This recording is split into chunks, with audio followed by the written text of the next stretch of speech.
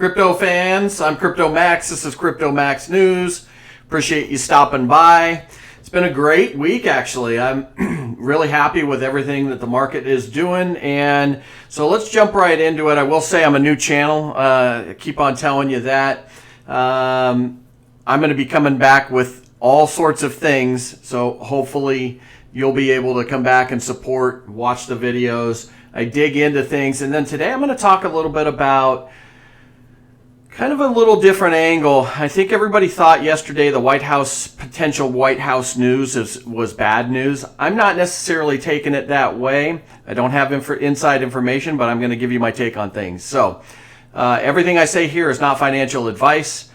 I am just having fun with you doing crypto. So let's take a peek at what's going on. Also, I'm going to talk a little bit about the nice victory that Ripple got in court with the judge saying that the SEC had to give over those documents, those 3 critical documents. So we'll try to fly through things, and I hope you're having a good Saturday. All right. This is the market, and if you notice, XRP, not doing too bad. 9%. It was 10% earlier today, and Bitcoin hanging in. So still a little bit of green, right? All across the board.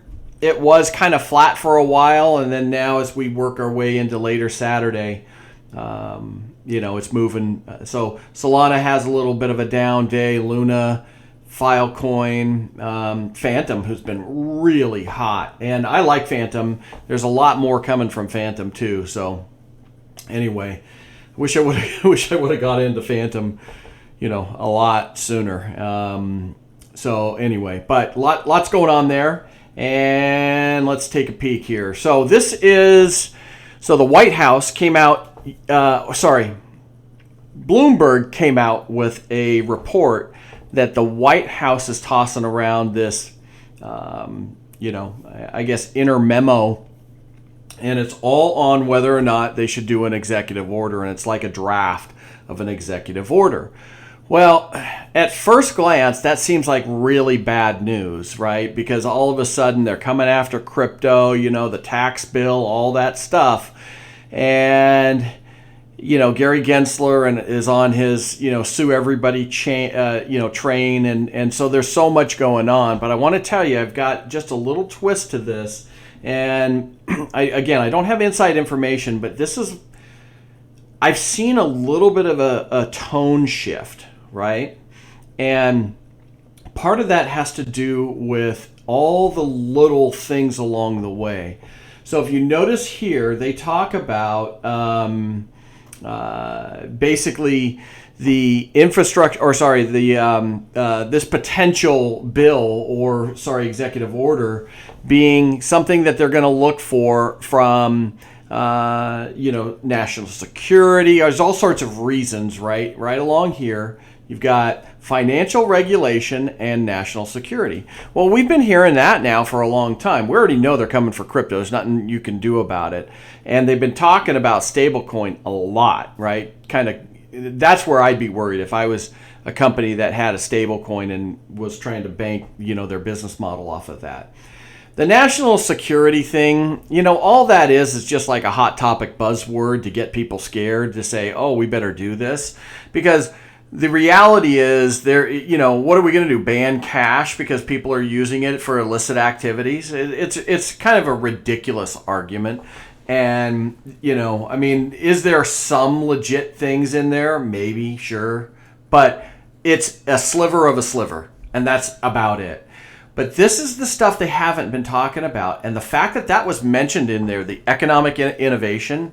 So you see the common sense senators like Tom Emmer, Cynthia Loomis is another one. They're talking about innovation. Even Ted Cruz in Texas, because Texas wants to be this hotbed for companies coming, and Tesla just moved there, and so there's a lot of technology moving to Texas, and they also want to be the new crypto state.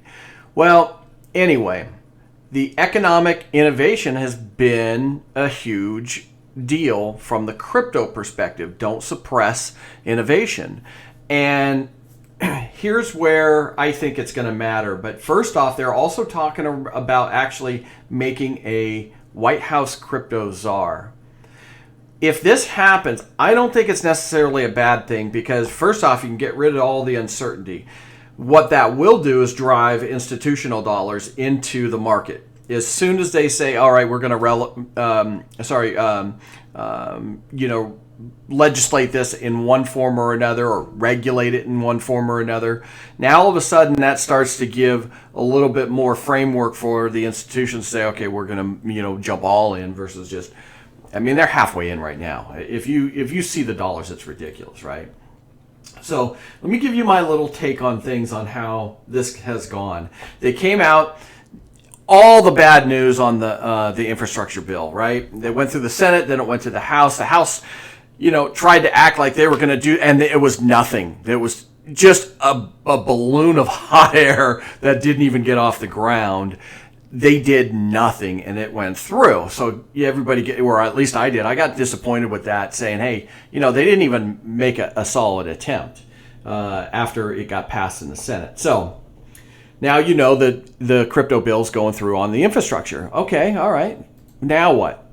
Well, this over the last week or two, you got now Gensler saying, hey, we're really not going to, no, that would be Congress. If they were going to do anything, we're not going to ban it. I'm technology neutral. He still says that he doesn't think technology lasts if it doesn't go inside the framework of some sort of regulation. But if you notice his tone, just if you kind of read between the lines, or listen between the lines, if you will, the tone has slightly changed.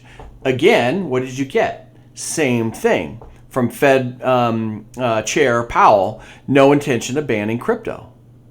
We know they're going after stablecoins. That's a fact. I mean, I don't care if anybody argues that, they're off their rocker. It's just, they're going after stablecoins, period.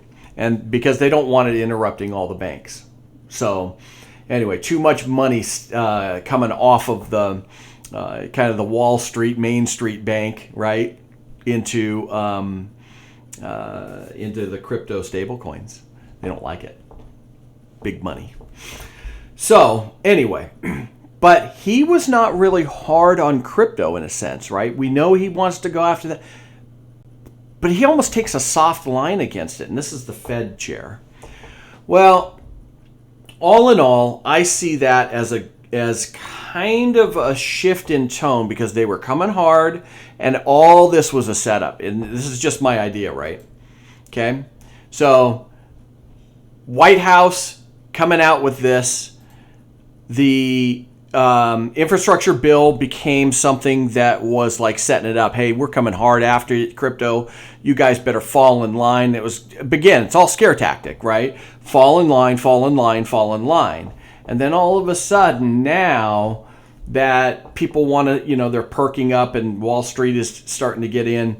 If you notice, 75% odds that a crypto futures is going to be allowed in October. And that's by Gensler in the SEC.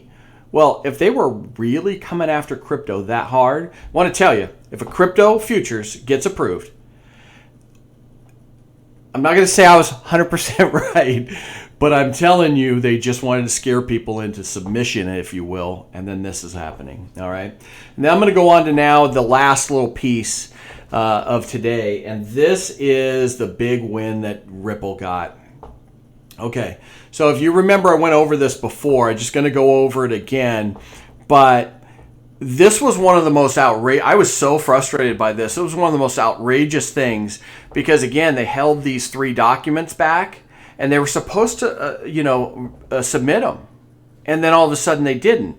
Well, basically, the documents related, basically two of them relate to meetings the SEC had with law firms to discuss unprecedented confusion in the market regarding the SEC's view on the status of digital assets under the federal security laws, right? So they were having these meetings with, I'm sure high-level law firms trying to get a sense of, hey, how do I advise my clients, which are crypto companies, how do I advise my clients what's going on here? We don't know how to read what the hell you're doing, right? They're just like, no clue. You guys tell us. We're looking for guidance. And they couldn't get it. Well, there's notes from these meetings. So they want all of that. And then the big one, the big, huge bombshell.